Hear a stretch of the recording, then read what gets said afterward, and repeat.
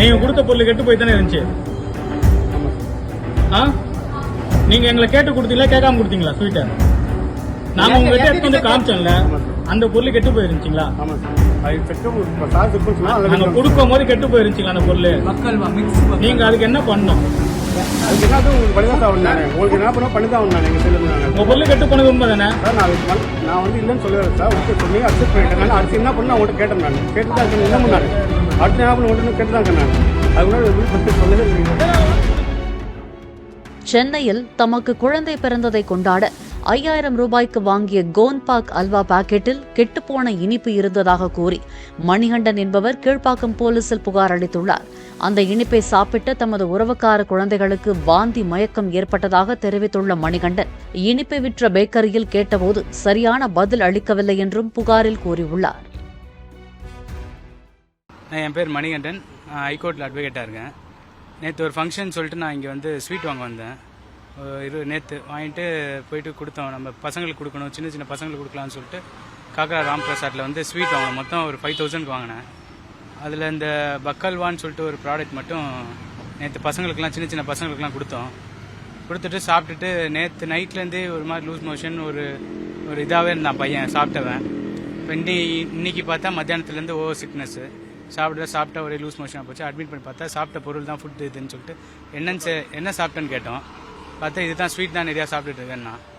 அப்புறம் எடுத்துகிட்டு வந்து இங்கே எடுத்து பார்த்தா நாங்கள் வீட்டில் பார்த்தாவே ஸ்மெல் வந்துருந்துச்சு. அது எடுத்துகிட்டு வந்து இங்கே கொடுத்தோம். இந்த மாதிரி சார் இந்த மாதிரி கெட்டு போயிருக்கு, இது என்ன சார் இவ்வளோ காஸ்ட்லியாக வாங்கியிருக்குமேனு சொல்லிட்டு கொடுத்தோம் மேனேஜர்கிட்ட. அவர் பார்த்துட்டு அவரும் ஒத்துக்கிட்டார், சார் கெட்டு போயிருக்கு சார்னு. அவர் பேசிகிட்டே இருக்கும்போது எங்கள்கிட்ட ப்ராடக்ட் வாங்கி வச்சுருந்தார். அவர் பார்த்துட்டே தான் இருந்தார் வச்சுட்டு கையில் வச்சுட்டு. அதுக்குள்ளே நாங்கள் அண்டர் கால் பண்ணி நான் பேசிகிட்டு இருந்தோம் சார்கிட்ட. போலீஸ் இன்ஸ்பெக்டர் வந்திருந்தார், அவர்கிட்ட பேசிகிட்டு இருக்கோம்.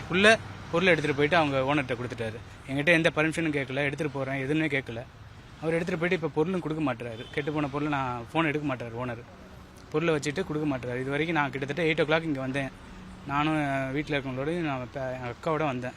வந்துட்டு இங்கே 8 o'clockலேருந்து இது வரைக்கும் நான் இங்கே தான் நிற்கிறேன். பொருளே கொடுக்க மாட்டார், கெட்டு போன பொருளை. ஃபோனு ஓனர் எடுக்க மாட்டுறாரு.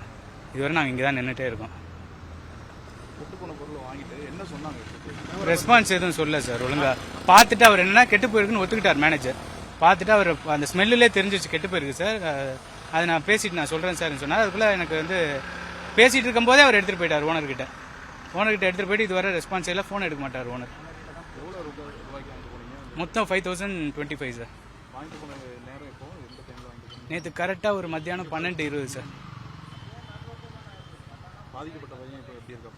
அதான் லூஸ் மோஷனாக போயிட்டுருக்கு. நாங்கள் வந்து அட்மிட் பண்ணிட்டு மாத்திரை மட்டும் வாங்கிட்டு வந்திருக்கோம். அதை நான் கேட்க வந்தேன், இந்த மாதிரி என்ன சார் கெட்டு போன பொருள்னா அதோட ஒரு ரெஸ்பான்ஸே இல்லை.